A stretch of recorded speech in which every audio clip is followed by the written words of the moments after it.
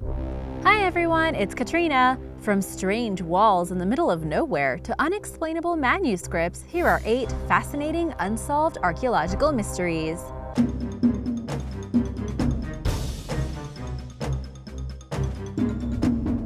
Number 8. Cleopatra's tomb.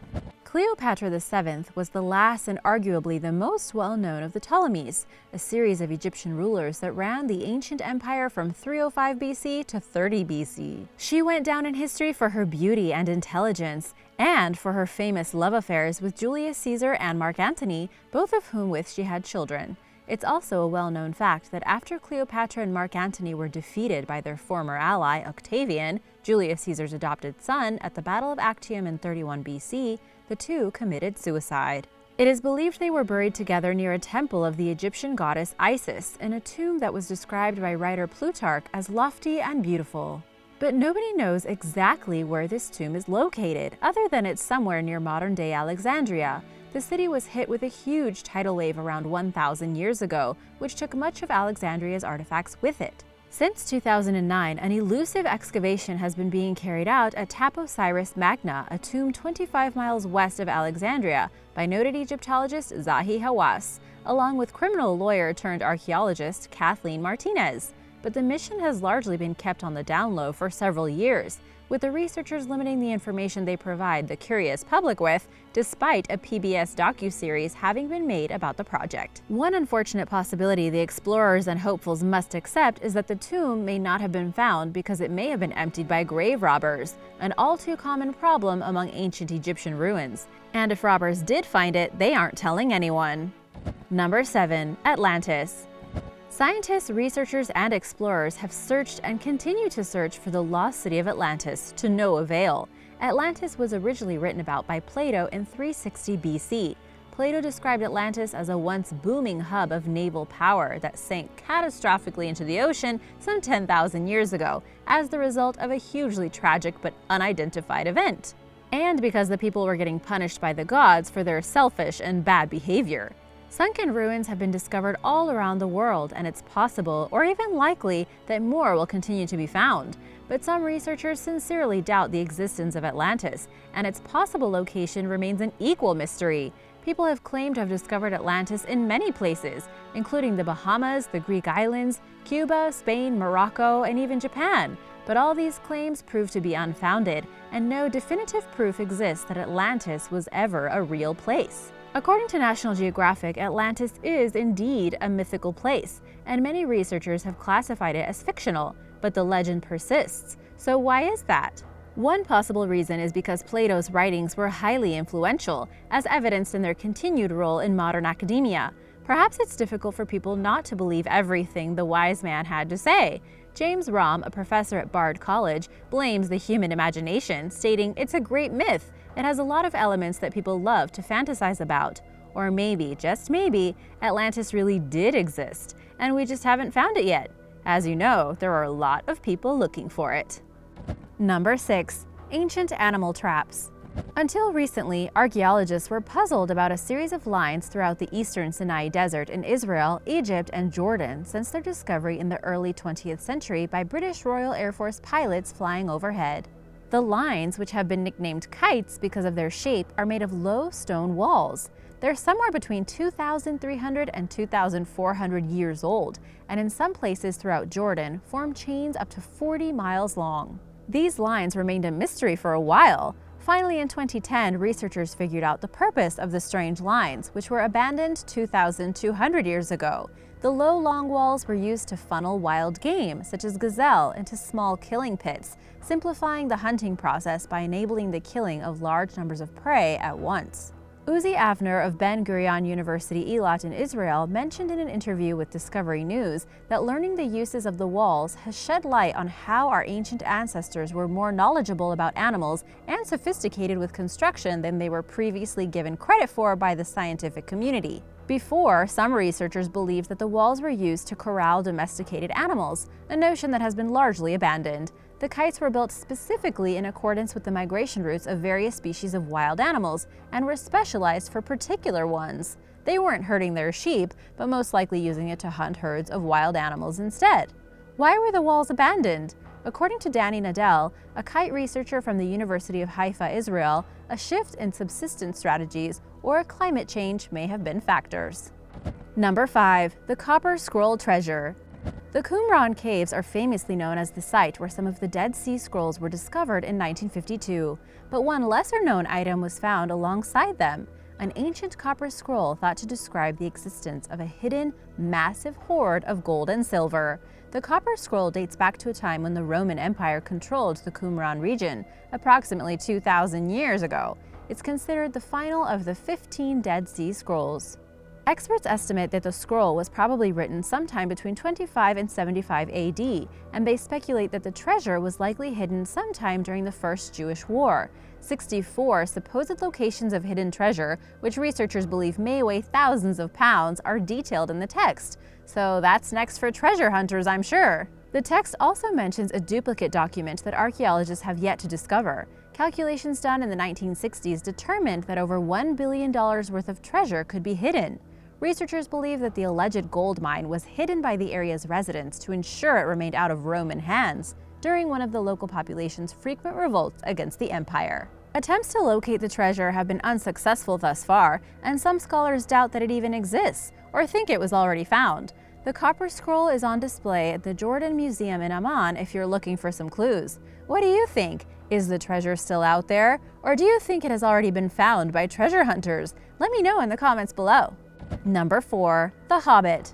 In 2003, remains of one of the earliest human species, Homo floresiensis, were found on the Indonesian island of Flores. The remains of the extinct species date back to somewhere between 100,000 and 60,000 years ago. It wasn't the first set of hominid remains ever found, nor was it the oldest. What made this discovery so unique was the size of the remains. The 30-year-old woman was just 3.5 feet tall and quickly earned the nickname the Hobbit from the people who discovered her. At first, scientists believed that the individual had suffered from a condition called microcephaly because of her small head and short stature, but they later realized, upon discovering more skeletons, that the entire species of hominid was likely small on average. They had small brains, large teeth, receding foreheads, no chins, and shoulders that shrugged forward. These little people used stone tools, hunted large rodents and small elephants, and may have even used fire. They also lived amongst threatening predators such as the giant Komodo dragon. It's possible that this species suffered from a condition known as island dwarfism, which results from spending long periods in isolation, but they may have already been small when they arrived on Flores. To this day, experts aren't sure where the Hobbit falls on the family tree of human ancestors. Number 3. The Voynich Manuscript. The Voynich Manuscript is a book written in an unknown alphabet and contains a series of bizarre images and diagrams. It was possibly written in northern Italy during the Italian Renaissance in the early 15th century.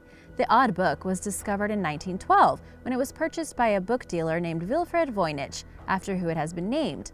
There are around 240 pages of the book remaining, and some of the pages are foldable sheets. Included in the book's images are medicinal herbs, naked women, and zodiac signs. The text is written from left to right, but little else is known about it. So far, nobody has been able to decipher the book, including American and British codebreakers from both world wars.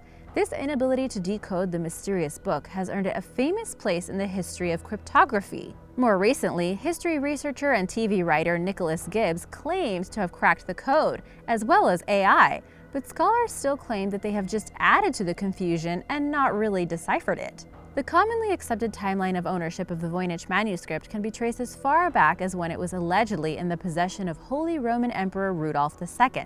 However, some experts and armchair cryptographers believe the book is nothing more than a Renaissance-era hoax, or even that Voynich himself created the book. In 2016, Spanish publisher Siloe created 898 identical replicas of the original, with plans to sell them for a hefty $8,000 to $9,000 each, proving that even if the original is a hoax, it's extremely valuable. The book was donated to Yale University's Beinecke Rare Book and Manuscript Library in 1969 by its then owner Hans P. Krauss and remains there to this day.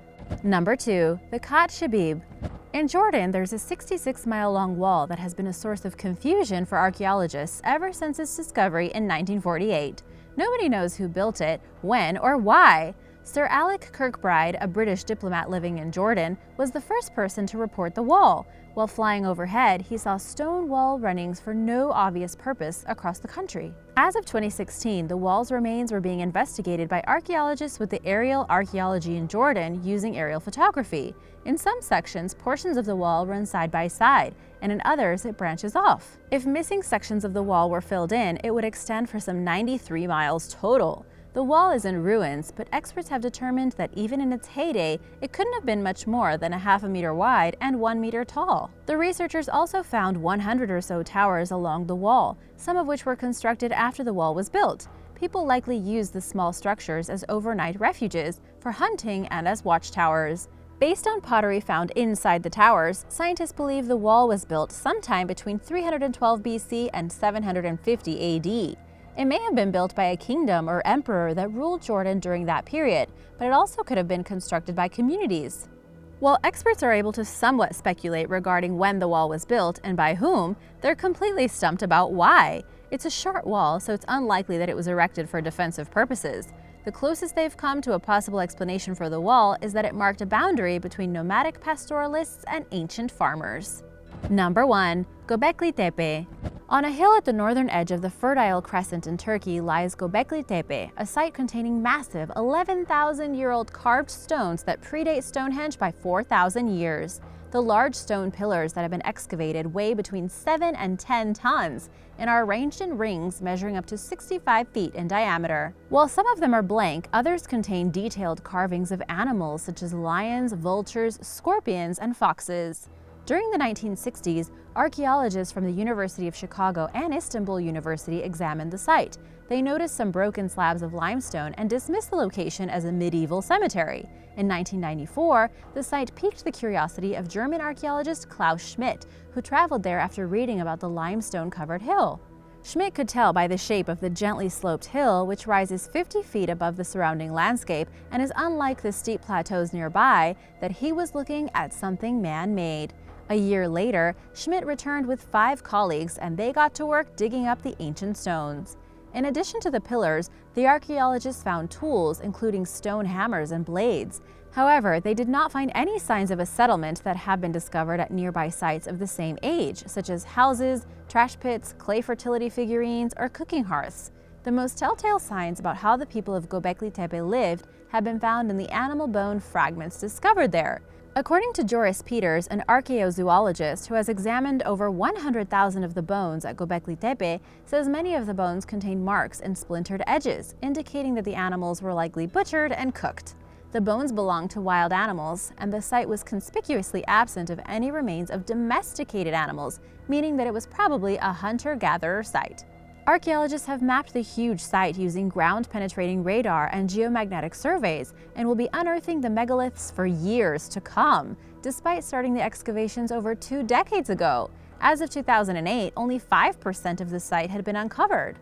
The discovery of Gobekli Tepe challenges long-held theories about the evolution of civilization. Experts historically believed that people lacked the time, resources, and organization to build temples and support complicated social structures until after they began living in settled communities. However, the findings at Gobekli Tepe suggest that perhaps the coordinated and extensive effort required to build the monoliths prepared prehistoric tribes for life in complex societies.